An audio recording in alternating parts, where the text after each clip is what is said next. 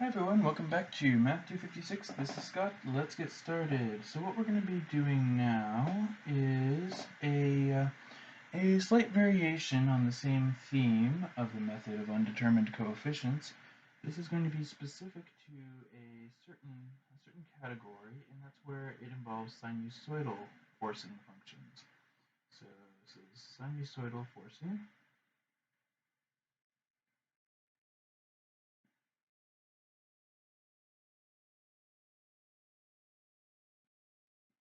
And the special technique that we will be able to use here is what's called complexification. Complexification. Alright, so first off, the setup.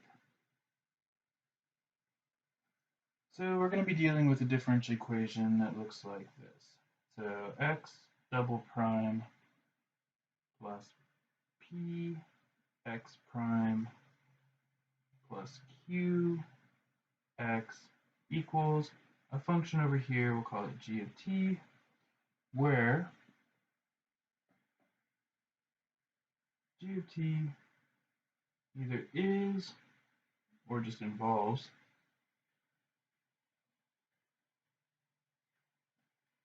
a sinusoidal function, so sine or cosine.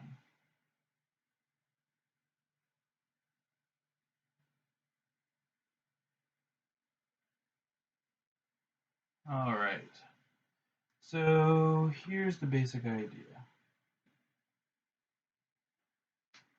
So the basic idea is that we find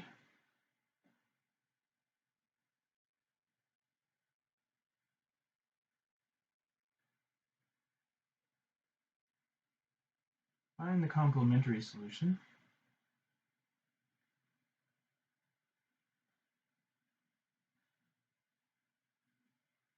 to the associated homogeneous equation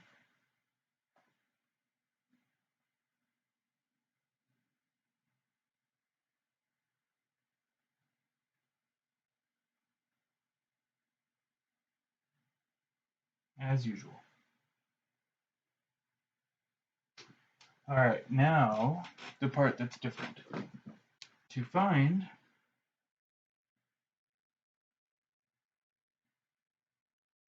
the particular solution,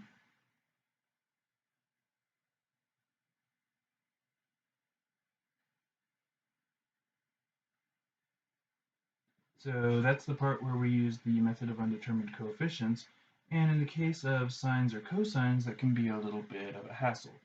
But here we can do it in a different way, which still, I'm not going to lie, is going to be a little bit of a hassle from time to time, but which gives an interesting new approach. To find the particular solution, we can treat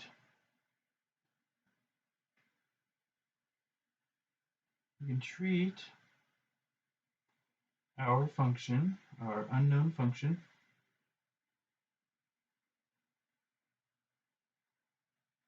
as either the real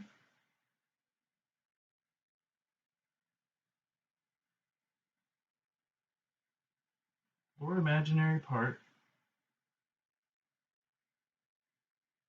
of a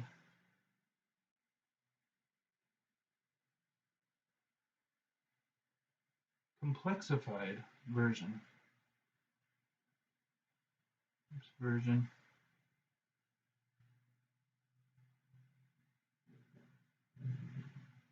of the form, so say xco for x complex is equal to a e to the beta I t, which according to Euler's identity is the same as sine or cosine.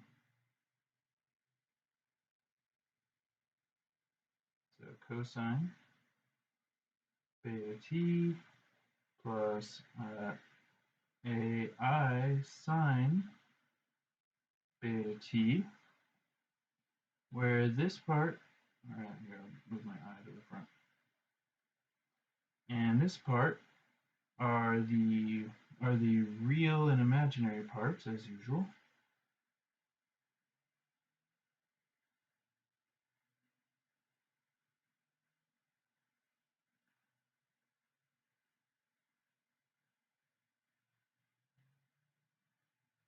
So we can write, I'll just write x r e plus I x I m for imaginary.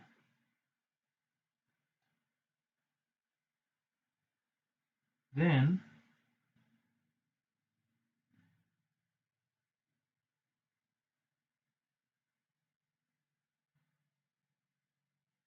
we use the method of undetermined coefficients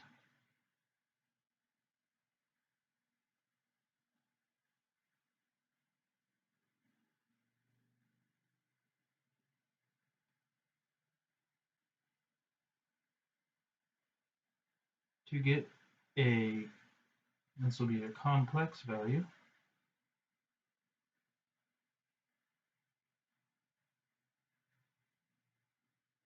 for A,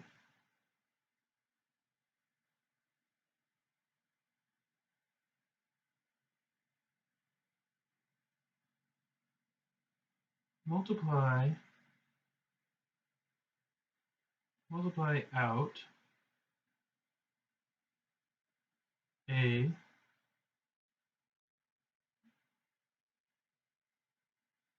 e to the beta it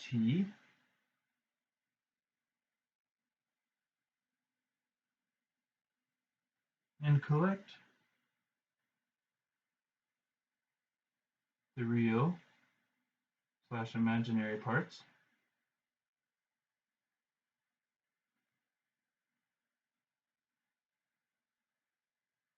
and use whichever one applies to our original function.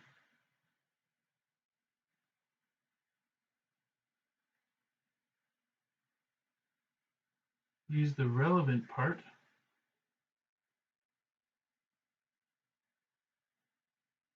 as our xp, as our particular solution. Okay, so let's just see how this plays out. So it involves a little bit of fancy complex number footwork, but we can try it. So these examples here, our goal is just going to be to solve these as you'd expect. Okay, so we're going to start with just the equation x double prime plus 5x prime plus 4x equals, and now let's just say we have sine of 3t. Okay, so first off, let's rewrite this as our complexified form.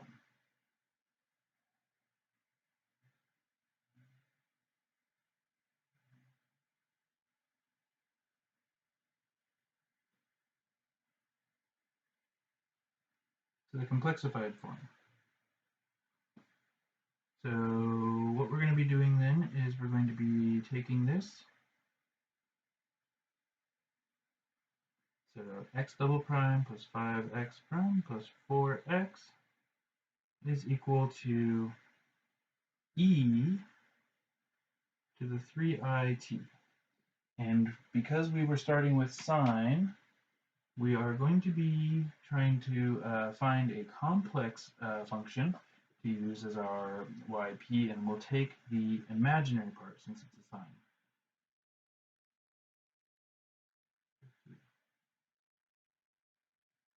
And then we'll use the imaginary part.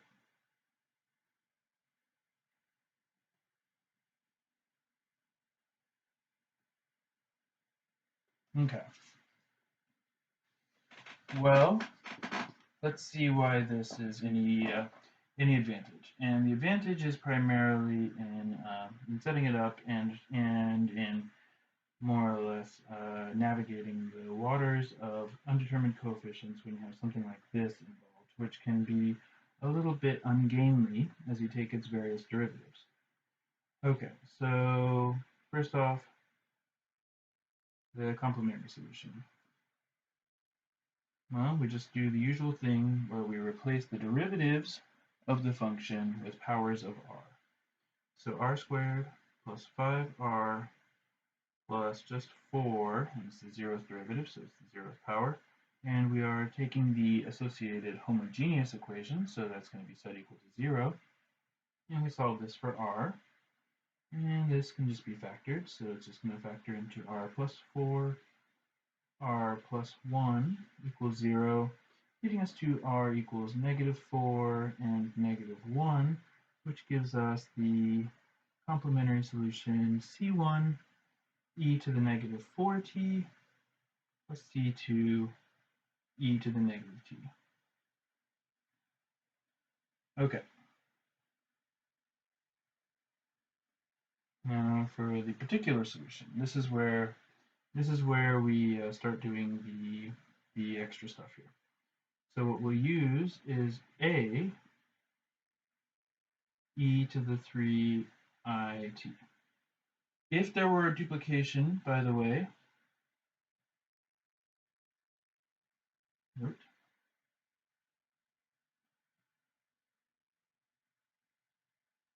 if we had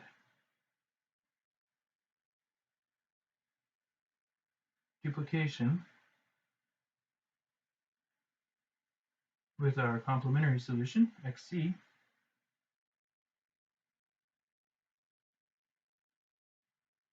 we would add the customary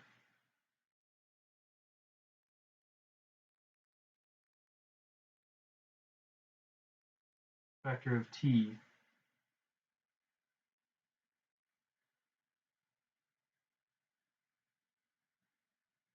to disambiguate it. But we didn't have that, so we don't have to worry about this. All right, so then this is going to be our complexified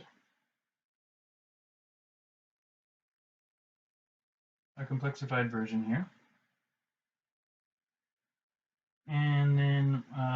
And then we will just take our derivatives as we normally would in the method of undetermined coefficients, and we take the derivatives that lead us up to the power of the derivatives in the original function. So we take the first derivative, and that's going to be just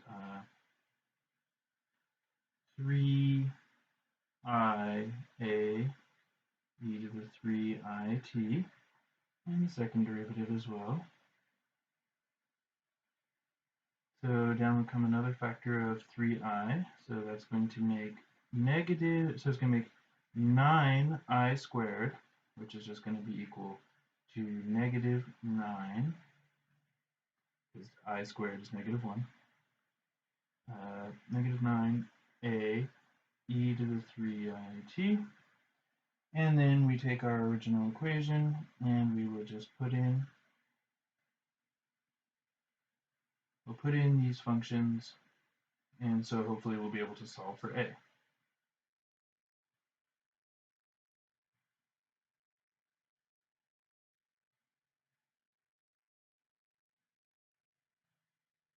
And it's just equal to e to the 3it.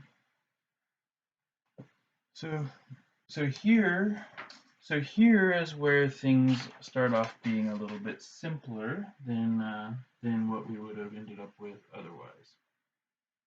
So we'll have -9a e to the 3it plus 5 times 3i a e to the 3it plus a e to the 3it just equals e to the 3it. Now everything here has a factor of e to the 3it, so I might as well just divide by it. Cancel it all out. And that's going to leave us negative 9a plus 15i a plus just a is equal to 1. Okay, well, there's that. And now, oh, sorry, 4. I needed a 4 here. 4, 4. Okay, so then we combine the like terms and everything over here, and we're going to have just a times, so it's going to be negative 5 plus 15i equals 1, which leads us to a equals 1 over negative 5 plus 15i, which is all well and good for a value of a. It was easy to find, and that's nice. Here's the downside, though. Our ultimate goal is going to be to multiply this by e to the 3it. We're going to use Euler's formula to break that up, and that's going to, and then we're going to collect the real and imaginary parts, here focusing on the imaginary part. But we simplify this to make this happen in a way that is a little bit cumbersome sometimes. So simplify by multiplying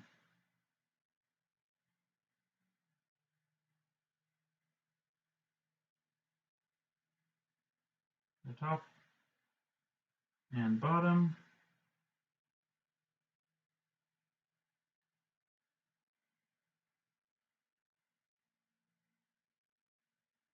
by the conjugate of the bottom,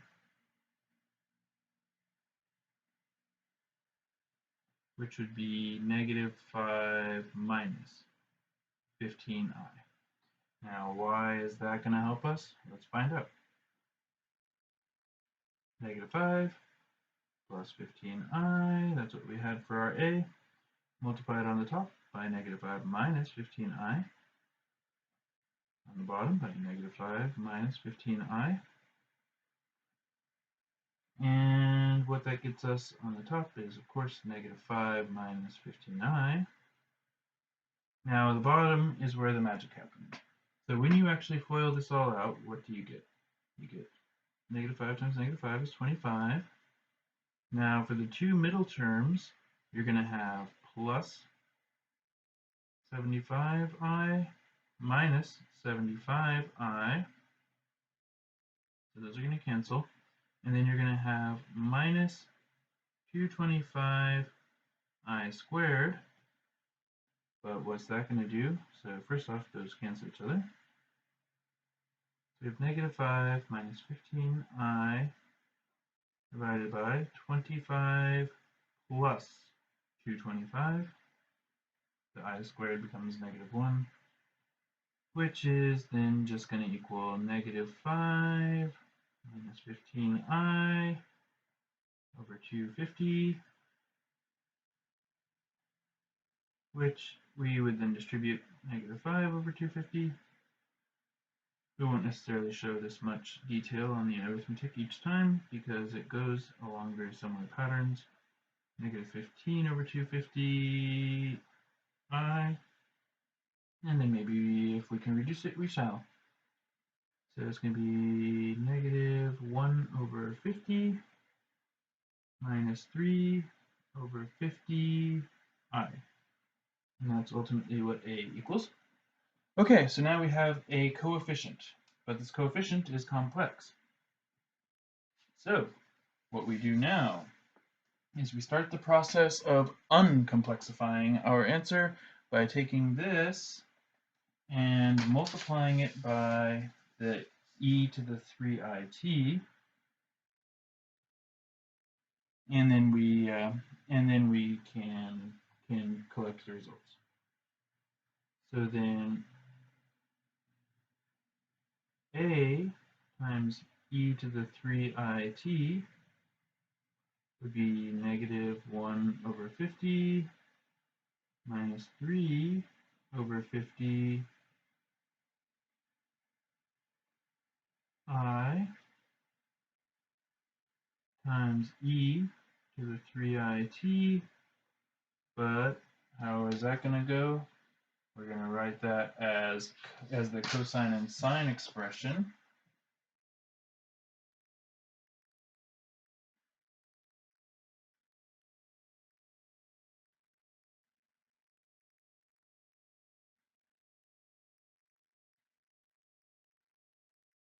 So that's cosine 3t plus I sine 3t. And you would just FOIL it all out, and we would then be able to focus on the real or the imaginary part as the equation determined. So negative 1 over 50 cosine 3t, and the outer one's going to be minus I over 50 sine 3t. Then we're going to have minus 3 I over 50 cosine 3t. And then for the last one, we're going to have I squared, so that's going to change it from a negative to a positive, so it's going to be plus 3 over 50 sine 3t. Now we will separate out the real and the imaginary parts. So negative 1 over 50 cosine 3t plus 3 over 50 sine 3t. Let's say plus I times negative 1 over 50 sine 3t minus 3 over 50 cosine 3t. And then at this point, we look back at our original equation and decide were we going to be using the real or the imaginary part. So since, this is just commentary here,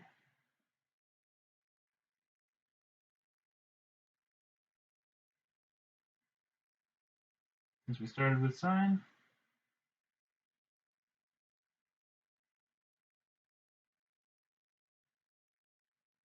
use the imaginary part.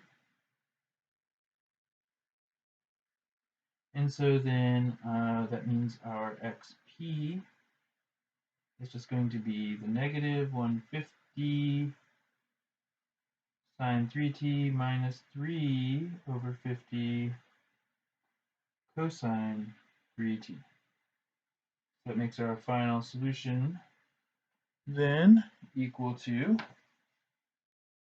the complementary plus the particular solutions, which is going to give us then the complementary solution again. It was c1 e to the negative 4t plus c2 e to the negative t plus, or I guess just minus 1/50th sine 3t minus 3/50th cosine 3t. So that's how the complexification process works. You start by translating your equation into an abbreviated version of the actual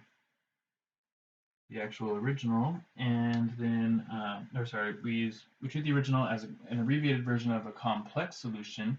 We find the complex solution using the method of undetermined coefficients, and then we re-specify it back to just the imaginary part. All right, so let's try this again. This time, let's try it with a little bit of duplication in effect. So now let's take x double prime plus 4x is equal to just sine 2t.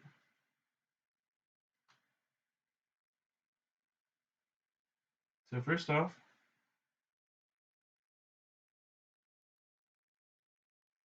you can write the complexified version here.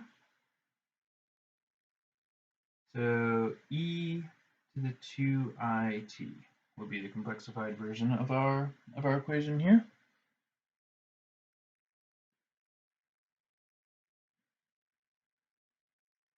And we want the imaginary part because it was sine.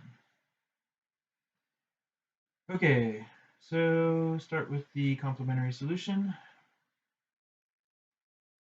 So r squared plus 4 times the 0th derivative, so it's going to be just plus 4 equals 0 because it's homogeneous.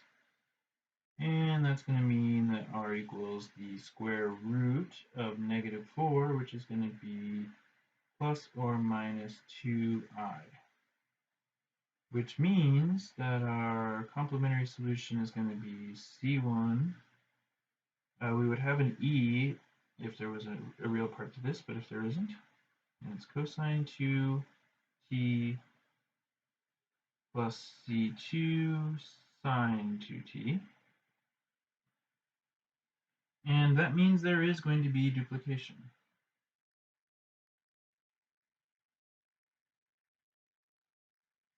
So I was going to say a e to the 2it. But this actually steps on the toes of this. That is what we had right here. We broke it up by just our automatic process into the cosine and the sine, but this is actually a duplicate.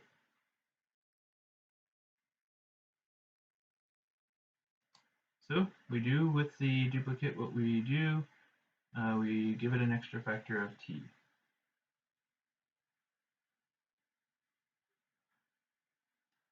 Okay.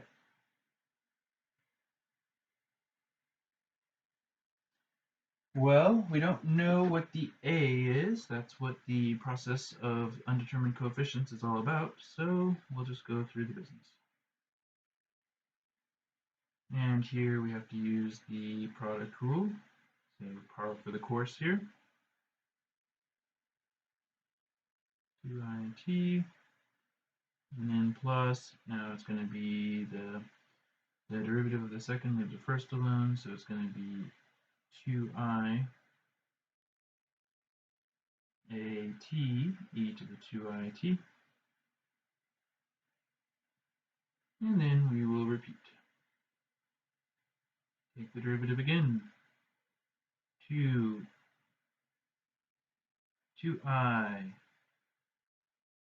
a e to the 2it plus. Now here once again, we're going to use the product rule. So it's going to be 2ia, the t will disappear from the first term, 2it, and then we're gonna have the for the second term in the product rule, we're going to bring down another factor of 2i. So what's that going to be? It's going to be minus 4. So the 2i's make a minus. A t e to the 2it. So that's going to equal 4i a e to the 2it minus 4at e to the 2it.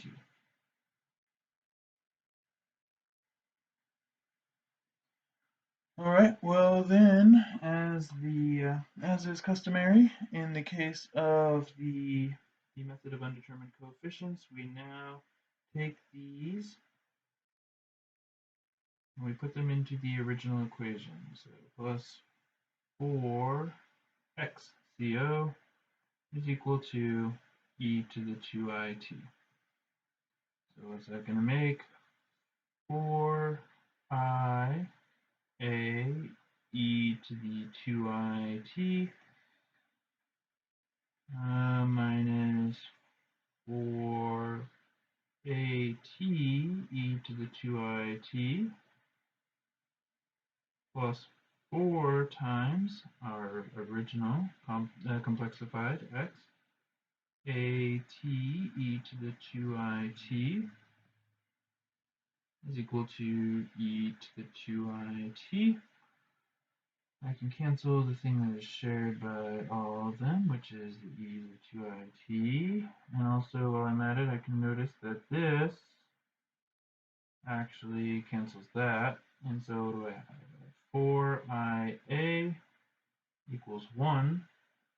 So a equals 1 over 4i. And once again, we just multiply the top and bottom by the conjugate of the bottom. Really, I could just multiply the top and bottom by just negative I. It would be the easiest thing, but let's not depart from the script. So the conjugate would be negative 4i, negative 4i. It's going to be negative 4i on the top. On the bottom, it's going to be negative 16i squared, so positive 16. So it's going to be negative 1/4 I.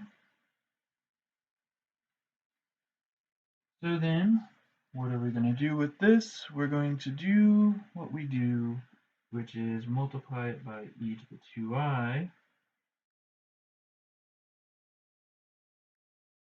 2it. So it's going to be negative 1/4 I times, and here I'll just go ahead and expand it out, cosine 2t plus I sine 2t, and this is where we would have had our duplication if we weren't being careful over there. Oh, sorry. I lost my t here. So I need this t. Need the t from our complexified solution here. So once again, that was because of the duplication. So we need a t e to the 2it.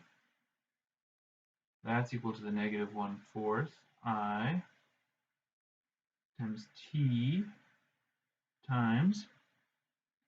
Now we have the cosine 2t plus I sine 2t. And so when I multiply this out, I'm going to have negative 1/4 I t cosine 2t, and then it's going to be negative, but then it's going to be an I squared, so it's going to be positive 1/4 t sine 2t.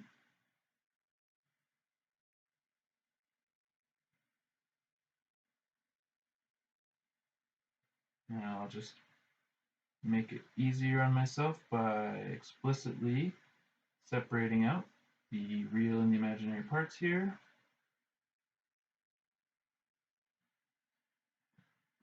And when we have this, we then ask ourselves, what did we want? We want, this was the real part, this was the imaginary part, and this is what we want. So that's going to be our particular solution. Negative 1/4 t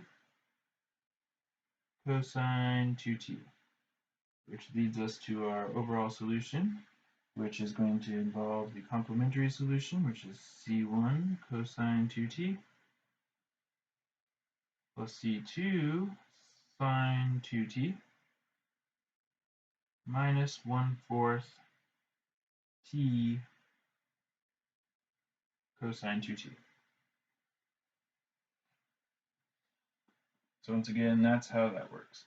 Now, by the way, what is happening in this situation right here is a phenomenon we'll look at in the next section a little bit, and that's called resonance.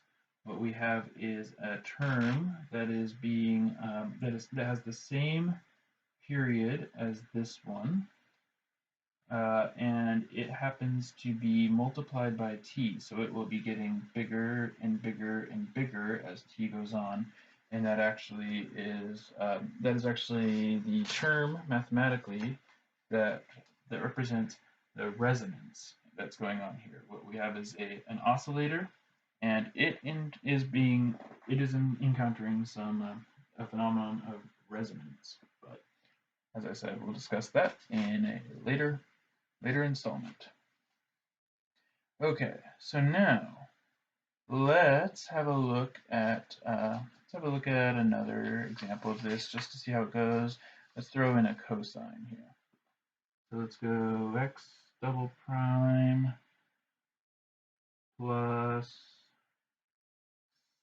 7x prime plus 10x equals, how about cosine of 4t. All right. So we start by complexifying it. So x double prime plus 7x prime plus 10x. Nothing changes over here, but we rewrite this as e to the 4it, and we note that we want the real part. Make a note of that. Okay, well, the complementary solution, once again, we just follow the usual script. We just make the characteristic equation r squared plus 7r plus 10 equals 0. Here, once again, we can factor this. So it's going to be r plus 5, r plus 2. And so that's going to give us r equals -5, -2. And so that gives us our complementary solution of C1 e to the -5t plus C2 e to the -2t. Great. Now to discover the particular solution. So for the particular solution, we will just go with a e to the 4it. We would look for duplication here. There is no duplication. This doesn't have any imaginary exponents at all, which you would notice as being sines and cosines and such. So that's fine. Okay, so then we go to the derivative, and what do we have? We have 4ia e to the 4it. We take the derivative again. And we're just going to bring down another one, so it's going to be -16a e to the 4it. When you multiply 4i by 4i, the i's become negative. So then we look at our original equation, the complementary solution, double prime, not complementary, complexified, and plus 7x0 plus 10x0 equals e to the 4it. We put in the pieces that we have here, -16a e to the 4it plus 7 times 4i a e to the 4it plus 10 times just a e to the 4it, and that just equals e to the 4it. We can cancel the parts that are common to everything here. I'm just going to leave a 1. And what do we have? -16a plus 28ia plus 10a equals 1.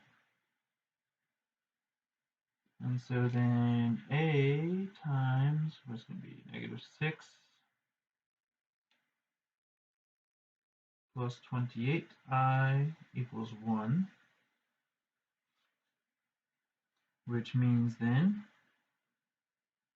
that a is going to equal 1 divided by -6 plus 28i,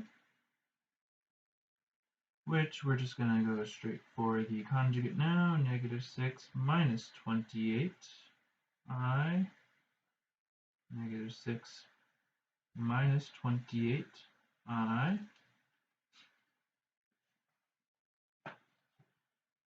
And so where does that take us? A equals negative 6 minus 28i divided by 36, and the i's will square to make negative 1s, which will cancel the negative to make positive, and then 28 squared, which is what again? 784,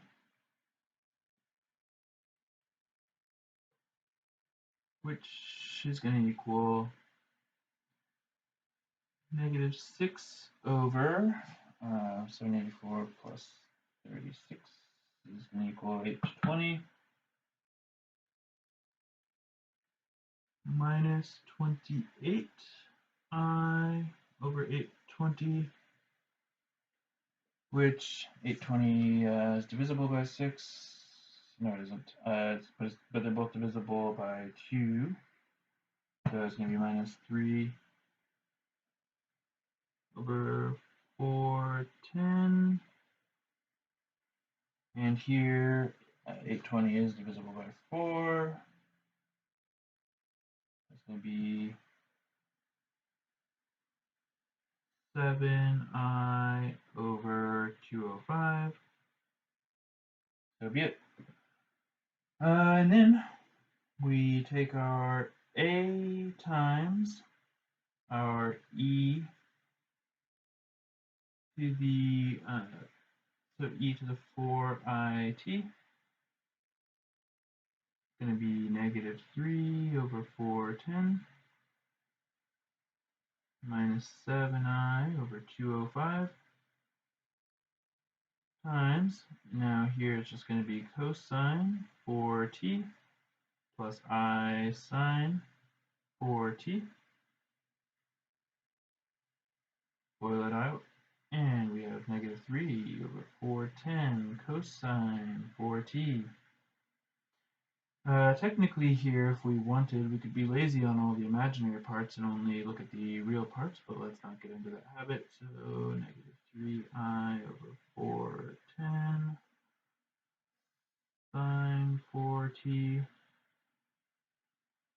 minus 7i over 205 cosine 4t, and then plus, because the i's will cancel in the negative, and that's going to make 7 over 205 sine 4t. So if I put the real parts together, negative 310, so negative 3 over 410 cosine 4t plus 7 over 205 sine 4t, and I'll just say plus I, negative 3 over 410 sine 4t minus 7 over 205 cosine 4t, and this would be the real part, this would be the imaginary part, and because we started with cosine, this is the part we want. So that gives us now our particular solution.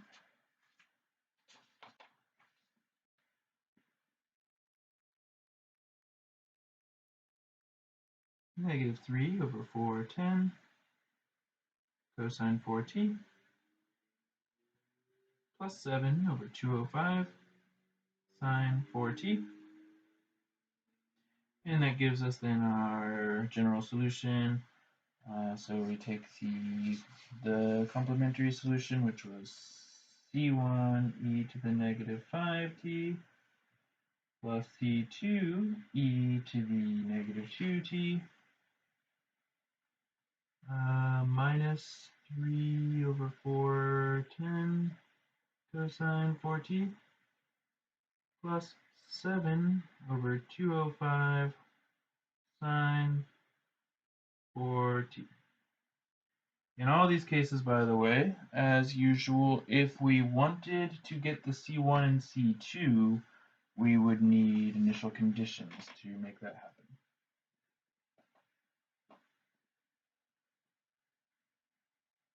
Alright, now for our last installment of this, let's just see what happens when we have a solution that is, or when we have a complex on complex action.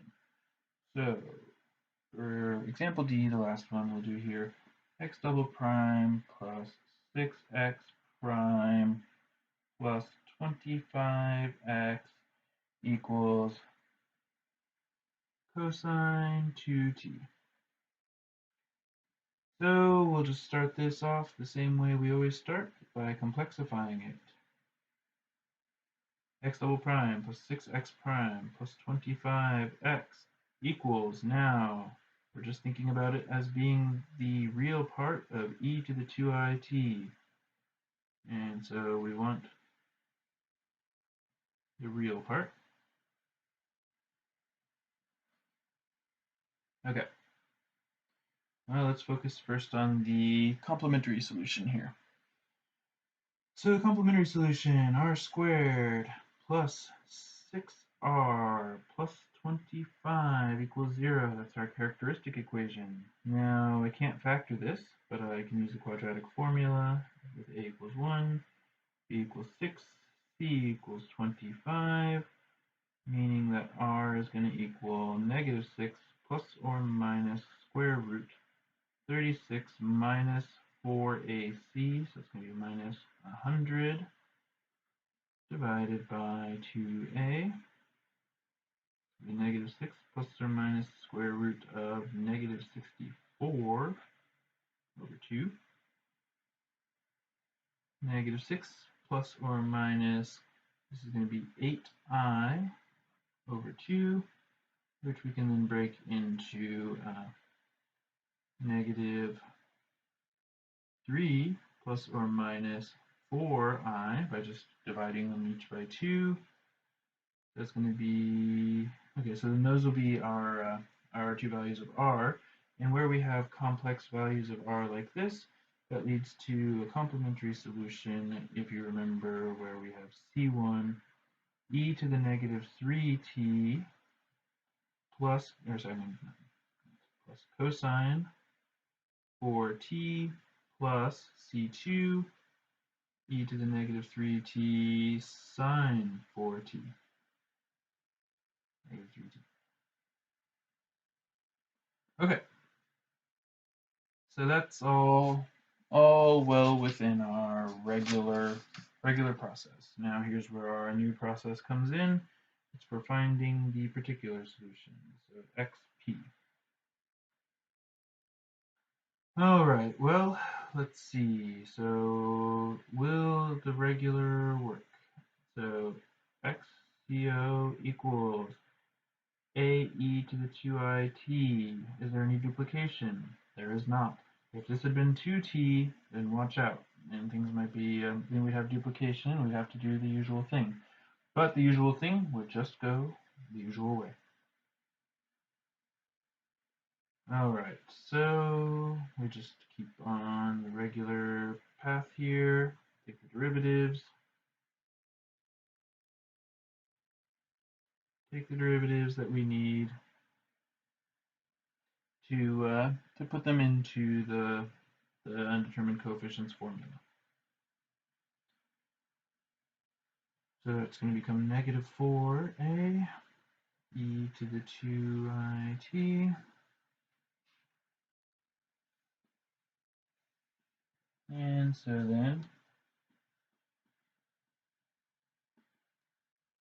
then we take our original differential equation and we put in what we have. So xco double prime plus 6 xco prime plus 25 xco equals e to the 2it. So we're just using the complexified version of our original equation. And in here, what do we put? We put negative 4a the 2it. Here we have 6 times 2ia e to the 2it. And here we have 25 times a e to the 2it equals e to the 2it. We can cancel, oops, the a is not parsed out. We can cancel the part that is shared by everything here. Negative 4a plus 12ia plus 25, 25a equals 1. So then a times, what's going to be 21 plus 12i equals 1. A equals 1 divided by 21 plus 12i. Multiply top and bottom by the conjugate. So you can see this is it's a strange process, but it all follows very rhythmically according to the usual pattern that we've seen. So what do we have? We have 21 minus 12i on the top. Down here we have 21 squared, which just happens to be 441 minus negative 12 squared, so plus 144. And what's that going to be? It's going to be 21 over 585 minus 12 I over 585. Now everything here throughout the whole time has been divisible by 3, so I can speculate that these will each in fact be divisible by 3. So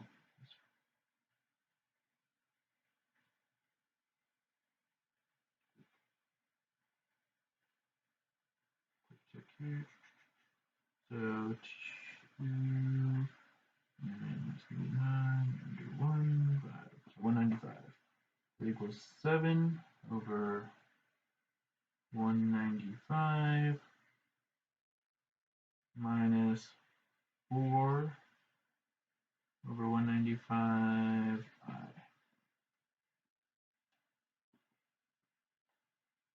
All right, and is 195 divisible by, no, it's not, by 7? Okay, so then, that's a. So then a times e to the 2it is going to be 7 over 195 minus 4i over 195 times cosine 2t plus I sine 2t, which will be 7 over 195 cosine 2t plus 7i over 195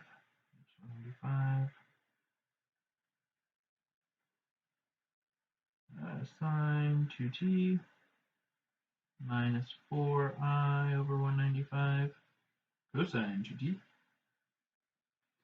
And then negative, negative, so the I squared becomes negative, which cancels that, and that gives us plus 4 over 195 sine 2t. And then if I consolidate or if I separate out my two parts, 7 over 195 cosine 2t plus 4 over 195 sine 2t, that'll be my real part, plus I times 7 over 195 sine 2t minus 4 over 195 cosine 2t. And then we take a quick look back at our original equation and try to remember, did we start off with sine or cosine? We started off with cosine, so this was the real part, this was the imaginary part, and this is what we want. And so the particular solution here is going to be 7 over 195 cosine 2t plus 4 over 195 sine 2t, which leads to an overall solution of x equals. So what we're going to have is c1 e to the negative 3t cosine 4t plus c2 e to the negative 3t sine 4t, then plus this new thing that we just found, plus 7 over 195 cosine 2t plus 4 over 195 sine 2t. Now, just as a note, whenever we create a solution of this form, which this will be the form that solutions will frequently take when what we're talking about is something that involves a damped harmonic oscillator, such as a spring system or a circuit, these first two terms have an exponentially decaying factor on them, which means that as t gets bigger and bigger and bigger, they will become less and less and less relevant. And so, in the long run, x will approximate only this part. So just in the language that we are going to learn later, this is the transient solution, and this is the steady state periodic solution to this particular differential equation. But that's a topic for another day. Just a heads up of what's coming your way. All right, so what we have seen here is an alternative approach available for doing the method of undetermined coefficients if the forcing function that we are talking about happens to be sinusoidal in format. And the philosophy of it was that a sinusoidal function is actually just a part of the complex function e to the it, or e to the beta it. And so what we are doing is we are despecifying it from the real / imaginary part, solving the differential equation in its complex form, and then respecifying it to its real part or its imaginary part, whichever way our interest lies. So that is the process of complexification. All right, thank you for joining me for this edition of Math 256. I'll see you next time, where we'll talk about resonance and beats. That is again for harmonic oscillators, and it's of a piece with this stuff here. All right, so until then,